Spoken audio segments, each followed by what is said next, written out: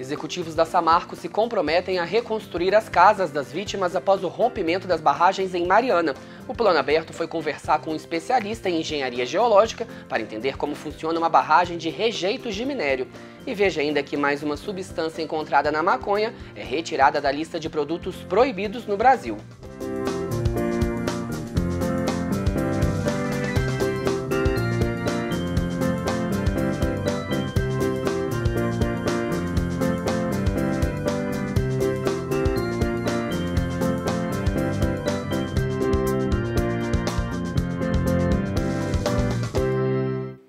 Olá!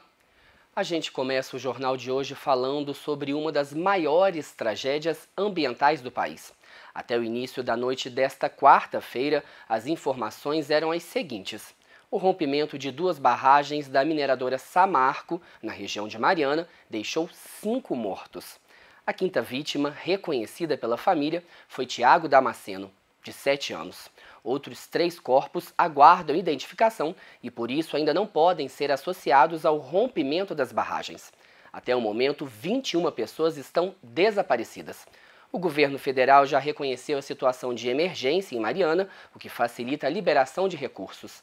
Também nesta quarta, uma coletiva de imprensa reuniu o executivo da BHP, Andrew Mackenzie, o diretor-presidente da Vale, Murilo Ferreira, e o diretor-presidente da Samarco, Ricardo Vescovi.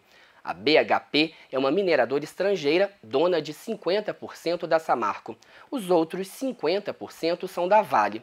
Na entrevista, o executivo da BHP se comprometeu a reconstruir as casas e prestar apoio a longo prazo aos atingidos. E Ricardo Vescovi, da Samarco, disse que a empresa vai criar um fundo monetário para ajudar as vítimas e recuperar o meio ambiente. E a nossa intenção e das autoridades é estabelecer imediatamente um fundo de assistência, um fundo financeiro de assistência, que vai prover recursos para que possamos ajudar as pessoas, as comunidades e mitigar, reduzir e recuperar os impactos que nós tivemos no meio ambiente. Perguntado sobre o prejuízo de 100 milhões de reais estimados pela Prefeitura de Mariana, o diretor-presidente da Samarco disse que a empresa está dialogando com o prefeito, mas não detalhou como vai ser a compensação desse prejuízo. Olha, nós estamos, como eu falei, nesse momento em discussão conjunta. Acho importante a gente frisar sempre essa palavra. As soluções são sempre conjuntas. O prefeito Duarte sabe que pode contar com a Samarco, como sempre pôde contar. A Samarco está aqui, pessoal, vocês conhecem. A Samarco é uma empresa que está aqui há 38 anos. Mais cedo, especulações sobre um possível rompimento de outra barragem, a de Germano, deixaram todos em alerta.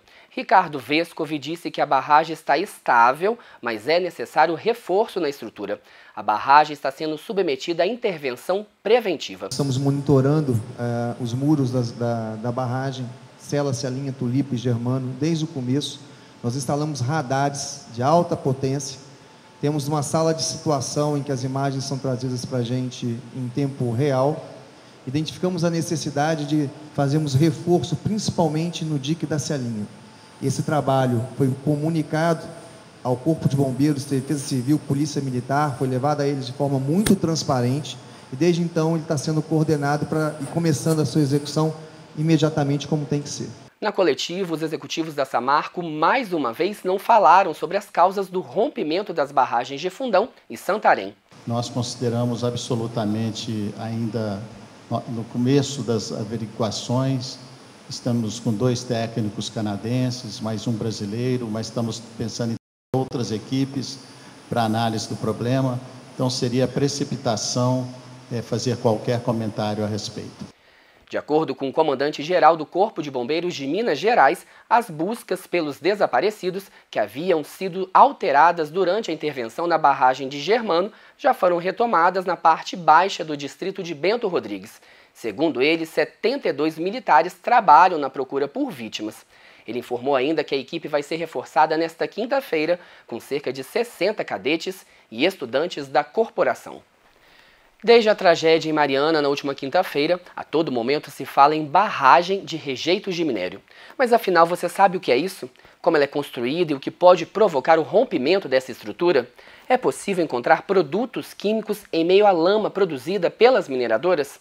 A nossa equipe conversou com Adilson do Lago Leite, professor do Núcleo de Geotecnia da Escola de Minas, da UFOP, que respondeu essas e outras perguntas. Basicamente, essa barragem, o diferencial das barragens de rejeito em relação às barragens convencionais, ou utilizadas para armazenamento de água para geração elétrica ou para abastecimento dessas barragens convencionais, tradicionais, é que normalmente as barragens de rejeito são construídas, certo? E são operadas ao mesmo tempo. Então, à medida que você vai construindo, depositando o rejeito, você vai construindo a barragem. Existe um dique de partida, né? Quer dizer que é uma pequena barragem de partida, e o restante é construído contemporaneamente à deposição daquele rejeito. E qual que é a composição desse rejeito? Olha, ele varia conforme a mineração. No caso específico aqui da região do quadrilátero ferrífero, né, como o próprio nome diz, a composição do rejeito, a composição mais comum do rejeito, ela engloba minerais, basicamente areia, né, a maior parte, e também óxidos, hidróxidos de ferro, alumínio, e manganês, principalmente óxidos ferríferos, né, que são ainda sobram do processo produtivo do ferro. Então, basicamente, é isso. Às vezes, ainda tem um pouquinho de amido, dependendo do processo produtivo, que isso varia bastante. Ainda tem alguns aditivos, pequenos aditivos químicos. De uma maneira geral, esses resíduos ou rejeitos, como a gente falou antes, são classificados dentro das classes de resíduos sólidos que existem em geral, dentro da classe 2 inerte. Então, em termos gerais, são resíduos não tóxicos. Caso haja uma deposição ilegal, vamos dizer assim, de rejeitos, de produtos químicos tóxicos, vamos dizer assim, como eu disse, é ilegal, quer dizer, é contrária às normas da própria barragem, né, das classes de barragem. Em relação ao acidente da Samarco, quais são os possíveis... o que pode ter ocasionado esse acidente? É impossível agora precisar qual foram a causa ou as causas da ruptura da barragem da Samarco, mas dentro do histórico de ruptura da barragem, você tem algumas possibilidades. Bom, você pode ter uma perda da capacidade da fundação, uma perda de resistência da fundação da barragem, certo? Você pode ter sismos, né? Sismos de grande magnitude podem gerar liquefação interna na barragem. Você pode ter problemas com a drenagem da barragem, certo? A drenagem não funcionou, você pode ter aí uma geração de pressão interna. Você pode ter também erosões internas, o chamado piping é muito comum, você tem erosão interna da barragem, certo?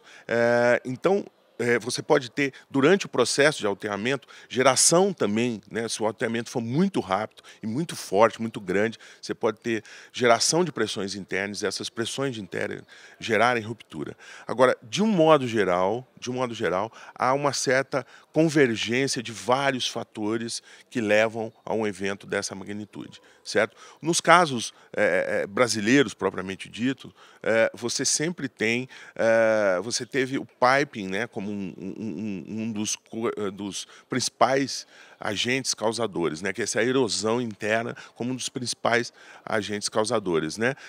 De qualquer modo, vai ser necessário uma investigação profunda. Isso envolve avaliação da geologia local, isso envolve avaliação dos processos construtivos, do histórico construtivo, isso envolve avaliação, vamos dizer assim, dos materiais que foram empregados, o estudo desse material, isso envolve avaliação das cicatrizes deixadas no evento, quer dizer, é todo um leque de investigação que vai, obviamente, que existe a possibilidade de descobrir a causa disso, certo? E, inclusive, vai servir como baliza para as próximas construções. E uma última notícia. Na terça-feira passada, a Justiça Federal de Brasília definiu que a Agência Nacional de Vigilância Sanitária retire o THC, substância encontrada na maconha, da lista de produtos proibidos no Brasil. Em janeiro deste ano, a Anvisa já havia liberado o uso do canabidiol, outra substância presente na maconha. A partir de agora, a Anvisa vai ter que liberar a importação de remédios e produtos que tenham o THC ou o canabidiol. As duas substâncias podem ser usadas para o tratamento de doenças como o câncer, a esclerose múltipla e o mal de Parkinson. Outra determinação da Justiça Federal é que a Anvisa libere a importação de remédios e produtos terapêuticos que possuam o THC ou canabidiol. Porém, a importação dos medicamentos só poderá ser realizada com a apresentação da receita médica e a assinatura do termo de esclarecimento e responsabilidade pelo paciente ou pelo seu representante legal. A Anvisa tem 10 dias para cumprir a notificação da Justiça Federal. Por hoje a gente fica por aqui, mas o Plano Aberto segue acompanhando os desdobramentos do rompimento das barragens em Mariana. Obrigado pela companhia e até o nosso próximo encontro.